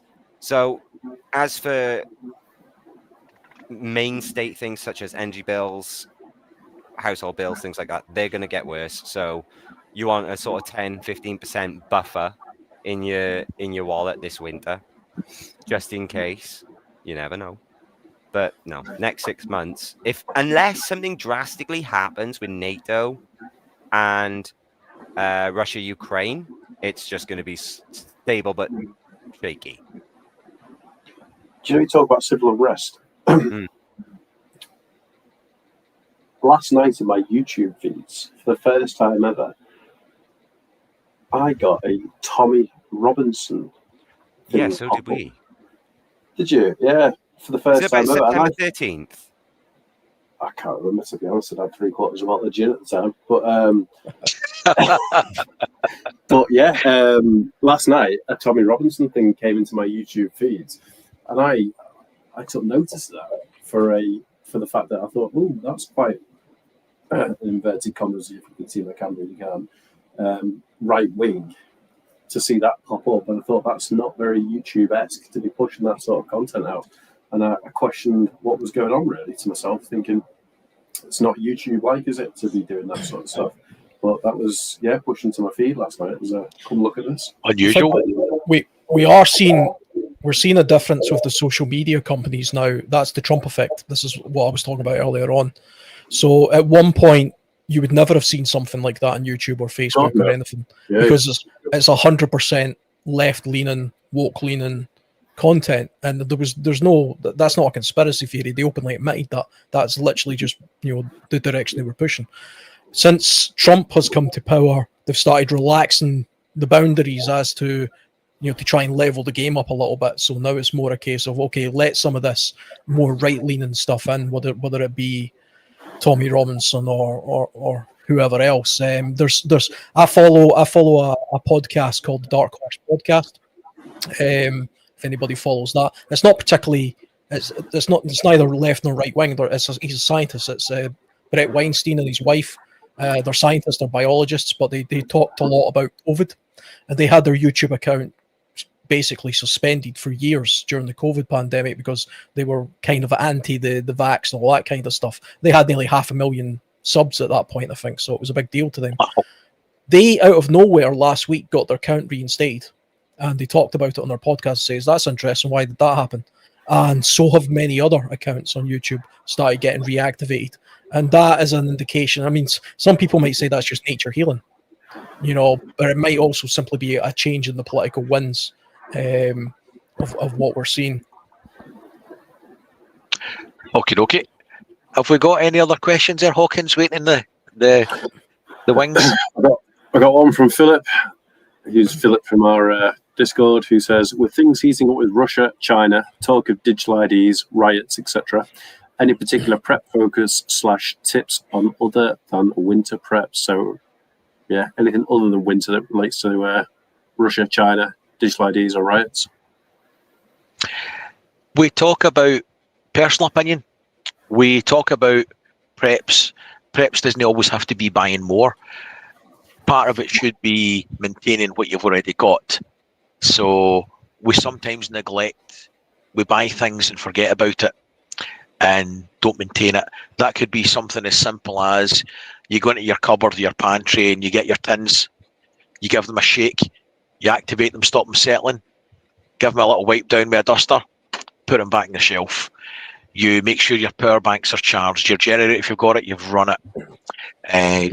All your food stocks and containers, there's been no little furry friends in about them. Where you store your things, there's no mouse droppings or anything.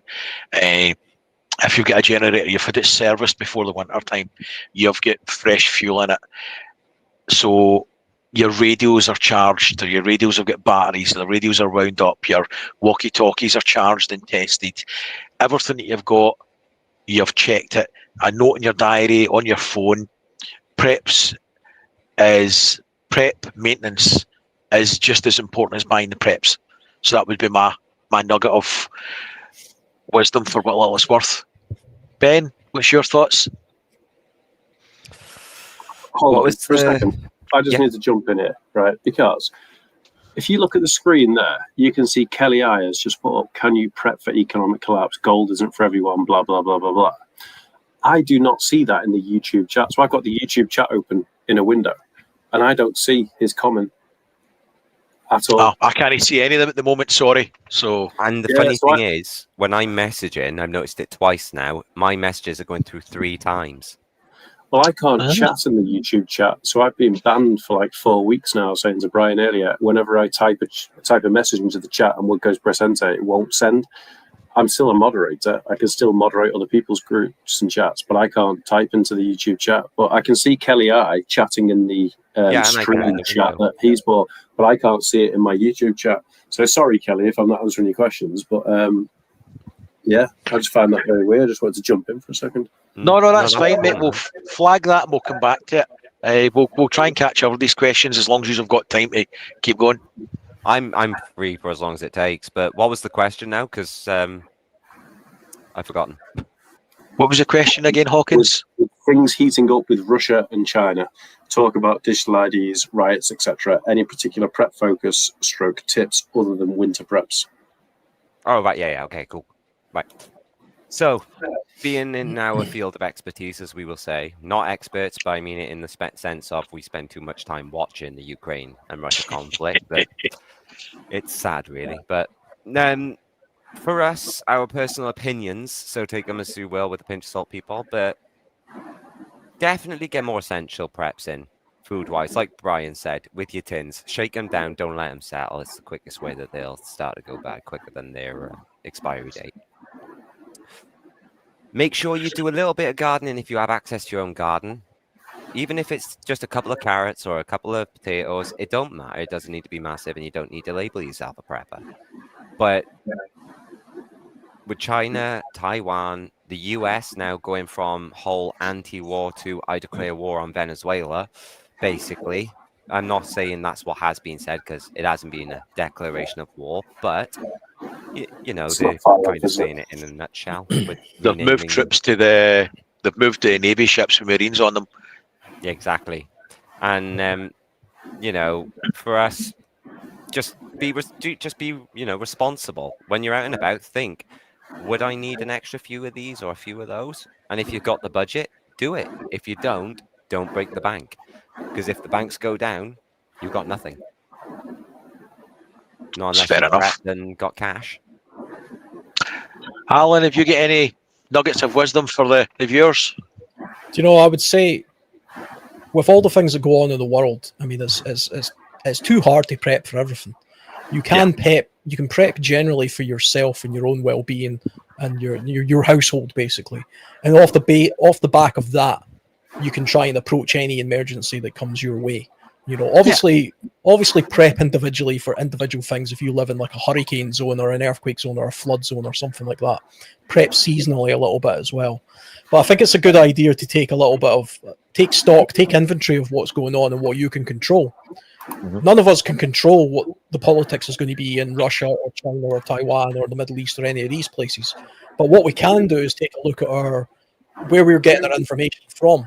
We've already spoke a little bit on this discussion about how the government is censoring us a lot. We know we're under a lot of constraint. We know we're not seeing all the information we're supposed to have, and we know we're being heavily, heavily censored. I used to watch Russia Today just for the hell of seeing what they were saying, even though I know it was nonsense. But see the fact that it's now blocked in the country without a VPN, that annoys me, because that's being deliberately taking something away from us. That's different, because you got, obviously, from what I assume by what you said, you can still access certain ones through a VPN. We can't, don't you? Well, there's ways and means. I don't know which VPN you're using. It depends which server that you click on. So some countries in Europe, for example, are also blocking RT today. So if you go into their server in the Netherlands, you'll probably still not get it because it's blocked there too. But Highly recommend it. There's ways of that. So I mean, I would say take digital stock of your preps, your digital preps. Your digital preps are your information. Where are you getting your sources from? I like to boil it down. I've got like 6 podcasts I listen to. I've got 4 news sources. I've got a couple of mainstream ones. I listen to Radio 4 and stuff at work. That's my mainstream information for the UK. I follow a bit of American politics. I follow some British politics. I follow some Scottish politics. I leave it at that. I don't go mental with it because it's not my expertise and there's nothing I can do about it anyway. Off the basis of all that, plus the Discord chat and chats like this, it gives me a little bit of a picture to know, what I'm doing. I've got no trust in institutions, so I don't trust institutions now, full stop. So I tend to go by, it's a red flag to me if an institution says, suddenly do this. Suddenly pay attention to IDs, or suddenly pay attention to energy costs. I watch that with caution and I'll prep accordingly to that. I don't have unlimited money, so all the things I would love to do, I could list them off all day. I'd be in a bunker surrounded by gold, and what I mean. So would we all. But we'd all be in that bunker, mate. Yeah, we have to be realistic about what we can genuinely do as preppers or survivalists.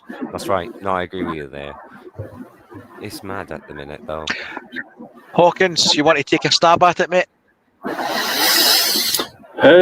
Things heating up in Russia, China, talking little ID. Well, if it kicks off between China and Taiwan, then buy everything you need now. If it needs a microchip, buy it now, basically. I don't know. It's the same. You reach a level of prepping where you're happy with where you are, or you think you are, and then you tell your wife that you're happy where you are. And then 2 weeks happens, and you realize you buy something else. I want this or that, and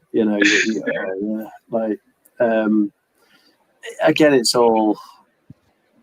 depends on your circumstances, doesn't it? Like my preps for this week was permanently mounting my Starlink in the back garden, running the wires down to the garage, and feeding it in, and having my backup internet essentially, which you might think.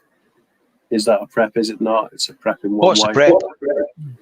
Would somebody censor internet and Starlink still be? I think would Starlink still not be censored potentially because it's American, and if Elon Musk hates Starmer, if Starmer shut down the internet to the UK, would Elon Musk keep it open for any Starlink people potentially? But yeah. I don't know, you reach a level, don't you, where you're happy with where you are, and I'm reasonably there. But again, I keep finding things and going, oh yeah, I quite like that, and I'll buy that, and I'll buy two. Yeah, you know exactly what it's like, Brian. You always find something else, don't you? But as other than winter, yeah. So I think that's it. Other than winter preps, that's yeah. If China goes into Taiwan, and you talk Russia and China, and they go into Taiwan, then if you've not already got it and it's electronic, it's either going to go up in value massively, and you're not going to be able to get hold of it at all. So it depends. If you're more like Alan, who I don't think is much of a technology prepper, you'll be all right because you'll just happily live off a forest somewhere and whatnot. Although he's also realistic and he's got a kid, I think, and a missus, so they probably won't be too happy with it long term. But if you're an absolute tech freak like myself, then you'll realise that everything that you buy, like radios and this and that and da-di-da, it's all just going to skyrocket in price. So oh yeah, buy it when you can. So yeah. Well, we have a stab at Kelly's eyes question now then. Can you prep for economic collapse? Yeah. Gold isn't for everyone, or even silver. So what will people do for safe money? Copper. Go for it, Ben. Have a stab. Copper. The price of copper might be really low, but say it all goes completely to shit and the economy collapses. The one thing there's still a massive abundance of, which you can make a lot of things out of and still sell for tidy profit if you can make money, and you can still make money out. I think money was made from copper years ago. Copper. It's in boilers. It's throughout the houses. And if it was really a bad shit at the fan scenario and it's houses that have been bombed and it's all gone to total shit with the economy as well. And if you want electricity, you're going to be using a lot of copper. There you go. Hawkins, what's your thoughts? It's just items, isn't it? So I've got a tiny bit of gold. When I say tiny bit, I mean like fingernail size pieces of those little 1 gram gold bars that you can buy. And I've got a couple of silver coins, and the idea was to keep buying them every month. But bloody babies are expensive, aren't they? So I stopped that a while ago. Might pick you up again soon, you never know. But yeah, if gold isn't for everyone, I think Ben's got some of there. Copper is a valuable metal, but just useful items. If it was ever to go Pete Tong, if you've got, like I've got an ammo tin with about, I don't know, 200 lighters in it. If you ever listen to that guy who survived in was it the Balkans? That guy who done the write-up. Did you ever listen to that or read that? Don't heard that one, mate. Sarajevo. Oh yeah. Did you ever read that? Anyone? Oh right, I'll have to find it. Basically, he was in, I don't know, the Balkans somewhere when all that shit went off in the 90s or whatever it was, and they all got kind of surrounded and couldn't leave their town or their city for like years. And they lived the shit hit the fan scenario. And the only people who survived were people who were in families, basically, and the families bound together. And basically, if you had a lighter or could sell a lighter, it was worth its weight in gold, literally. So items like that, I suppose. If you want to talk about money or preps in a shit hit the fan scenario, something that somebody hasn't got, isn't it? That somebody needs. Yep. So water filtration, the ability to make fire, the ability to keep warm. The basic human necessities, essentially. I think spinning it on its head, preparing for an economic collapse doesn't mean that you have to prepare by having a valuable metal to exchange.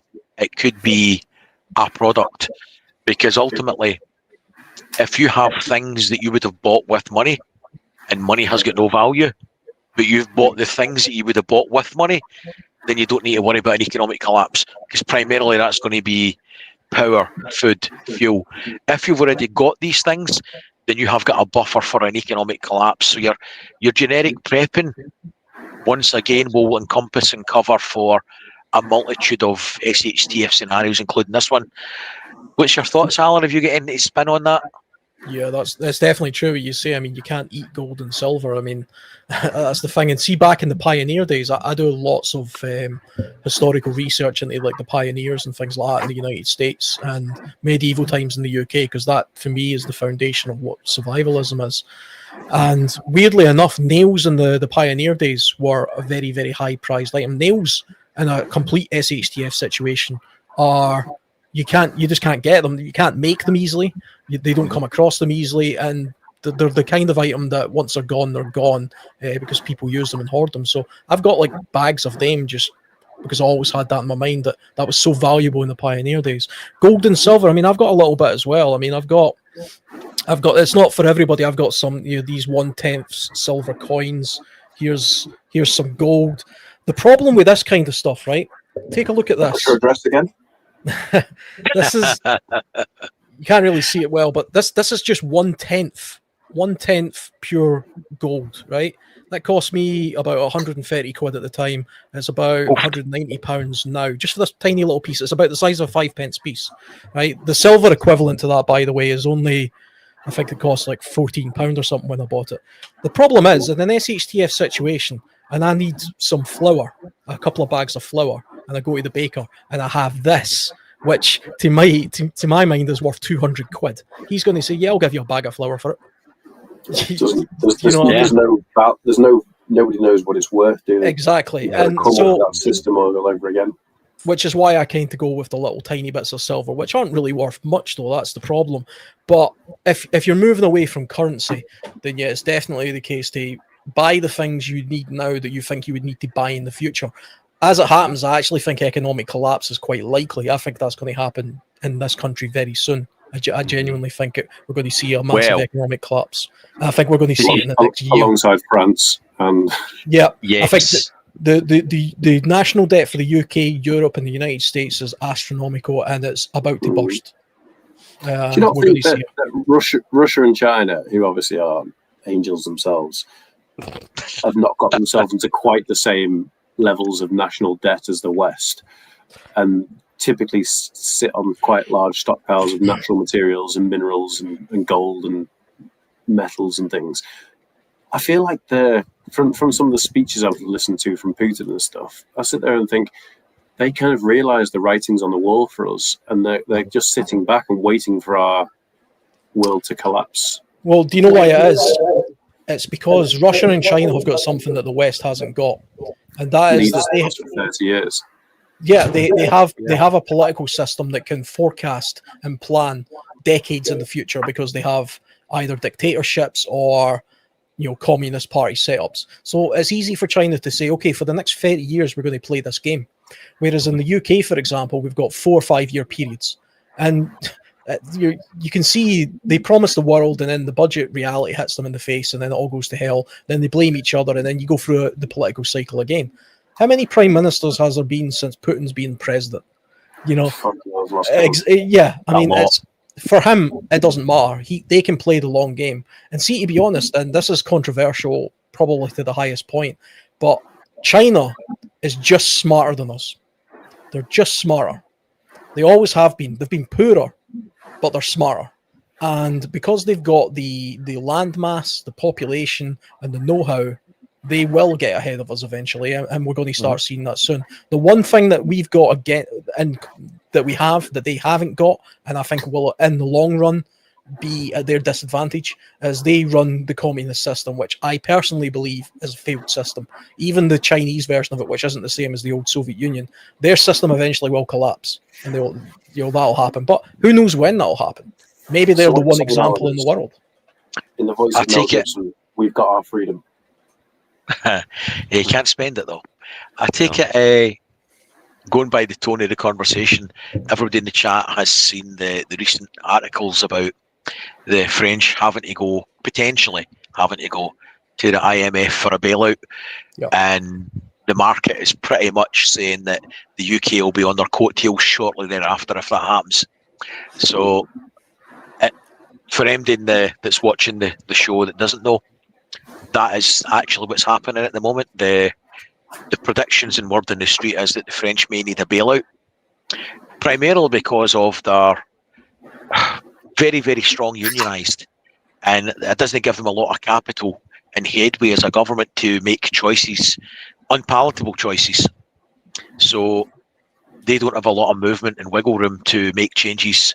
So between that and their pension, they're in the crap a little with cash. And the UK is greatly different, and we are also running a huge budget deficit, and we are predicted to be falling on their coattails shortly thereafter. So the question on a financial collapse may be more pertinent than we would like to believe, unfortunately. Yeah, it's not an if, it's a when. Yeah, On I mean, that there's lots of dispute about it because it was the Telegraph that originally ran with that story, and the BBC are already denying it, and so are a few other news outlets saying that it's just hysteria and stuff like that. But even without the IMF stuff, I think we're heading for a collapse anyway, because you only need to look at the debt numbers to realise that we spend more on the interest of our debts than we do on our defence. Yeah. Historically, when that's happened in any other country in the world, you've had a complete collapse. It has to collapse. I mean, imagine running your own personal household. Like, imagine paying your bank more interest than your house was worth and what you spent on everything else in your house. And more than you earn. Eventually, you're going to go bust. So Yes. are we. You know, the problem is the Chinese own a lot of the debt of the United States and the UK. So it might actually be a good idea for suddenly us to have a conflict with the people who hold the largest share of our debt so that we can write it off. You know, and you know, there's a big game going on in the world that we're not party to. We can only see on the fringes, and there's lots of much smarter people than me out there trying to work this stuff out. But you know, we're coming to a point somewhere, and to me, it looks like economic collapse or some sort of mass conflict, or both. You know, I said this on Discord the other day. I see that coming, and I'm not generally one of these people that thinks the DX is around the corner. I really am, but something's happening, and historically something does happen eventually. It's just a matter of time, you know, and we're long past the sell by date for it happening to us. Yeah, but we touched on it in Discord, me and you, literally a couple of days ago, and it's like you said to you then, and on WhatsApp, it's not just the UK but the EU as well is in a sprint, and they have been in the last 6 months, where China, Russia, and North Korea, I believe, are all in the endurance race, in a sense. If you look back over history, those three main have always dragged their heels but come out on the best end, in a sense, of both economics and investment. We're still in mass debt, and we're shelling out. What was it we shelled out recently on the new air defense systems we had that we just purchased? It's a drop in the ocean of what the military budget should be, and it's largely lipstick in a pig, because with the saturation of air defense systems that's going on in Ukraine at the moment, we're buying technology that was primarily built to fire an expensive missile at an expensive plane, and therefore the figure stacked up. We are going backwards and stagnating, whereas the innovation that's happening in Europe at the moment and the warfare changes, we shouldn't be buying that sort of shit. Yeah, the big expensive flashy bombers and things and fighters have still got to be taken out, but it's when the submarine comes up to your shore and zaps these expensive things with a cheap missile, or fires drones out the conning tower that cost a couple of $100. I don't think in the West we've embraced the changes in Europe. We're watching it, we're aware of it, but it just takes us so slow. We're so slow in making any changes. So we've seen what the Ukrainians did to that Russian airport with with a truck full of drones. They wiped out billions of dollars worth of bombers. And then not long after that, I remember watching that and thinking, surely places like Grise Norton will stick all their stuff in hangars now, you know, as a safeguard. And then we get bloody climate protesters or Palestine protesters, whatever they want, literally just running in with electric scooters and throwing paint over them. Now, imagine that was an incendiary device or a drone or something else. And they even got away. They didn't even get caught until, God knows how many days afterwards. We're incredibly vulnerable. We're stuck. Yeah, we're stuck in the Stone Age when it comes to this stuff. Yeah, massively. Sky Sabre, I think we've only got about 9 active systems. It's 8 or 9, and one of them's not even in the country. And assuming that those ones work, we don't even have not even a fraction of the air defence that Ukraine's got at the moment. It's embarrassing and worrying in the same breath. But that aside, will we move on if there've any more questions? Hawkins, what's the story? I've not seen any more, mate, unless anybody throws any in the chat now with caps on them. But I think my chat's filtered, mate. I don't see anywhere near the amount of comments that I see in the bottom of the live screen now. Unless somebody's getting... Oh, you go. Sorry, Ben, on you go, buddy. It's only a quick one because I don't think I've actually heard anyone mention it. It's a bit of a simple one, even for the chat. So I want to see if chat knows. We don't need to know locations or anything, but do all of you know, just off the top of your head, where your fuse box is? I know it sounds like a little bit of a quirky quiz, but no, genuine thing. I ran through Mrs. RP with this. Do you know where your fuse box is and your gas and your water stop taps are? Yes.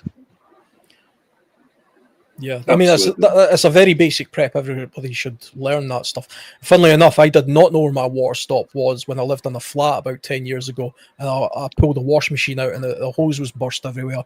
I flooded my entire flat because of that. It wasn't even an easy tap to get to, so I learned the lesson the hard way with that. Well, I didn't know where our water one was. Have you seen this? That's an excellent point, Ben. Yeah, Mike's trying to cut us off because he's so jealous that we've got more people watching the live tonight than he's ever had in the past.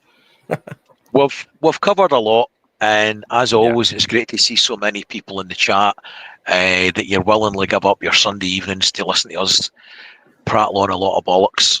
And unfortunately, the eye candidate is young Michael is unavailable this evening, so you've had to put up with us. So thanks for bearing with us for the last hour and 52 minutes.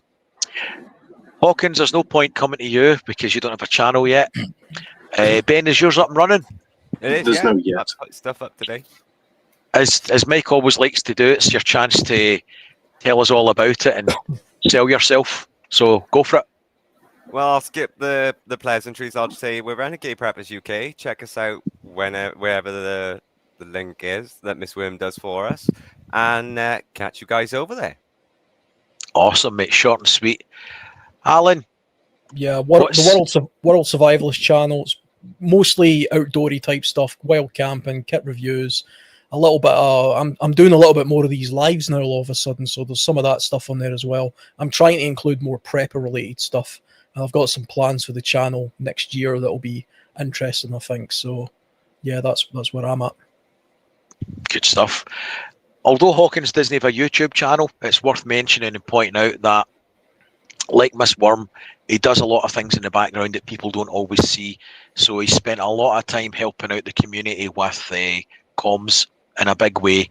So the radio plan and different things, and a lot of the information Mestastic on Discord has been down to his efforts. So thank you very much, sir, for your hard work as always. Thanks, Hawkins. And my sarcastic sense of humour on Discord.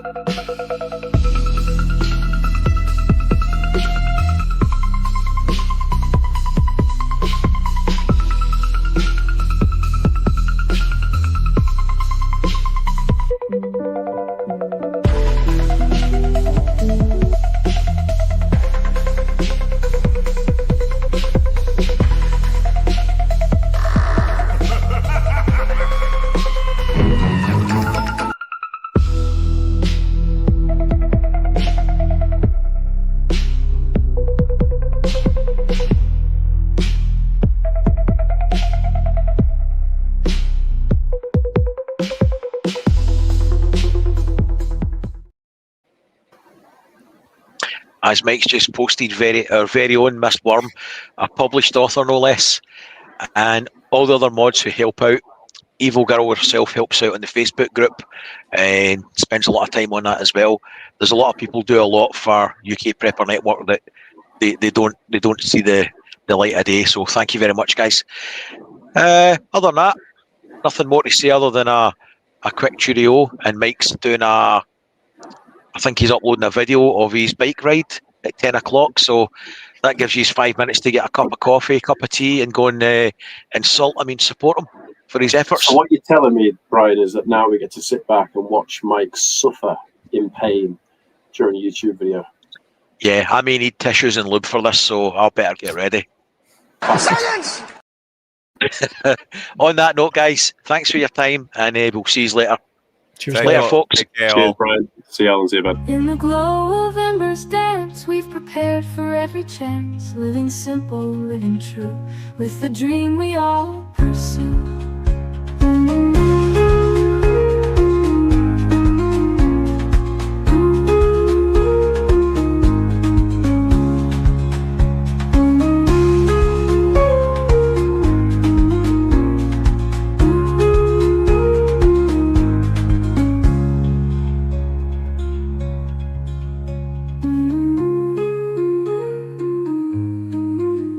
In the glow of embers dance, we've prepared for every chance, living simple, living true, with the dream we all pursue.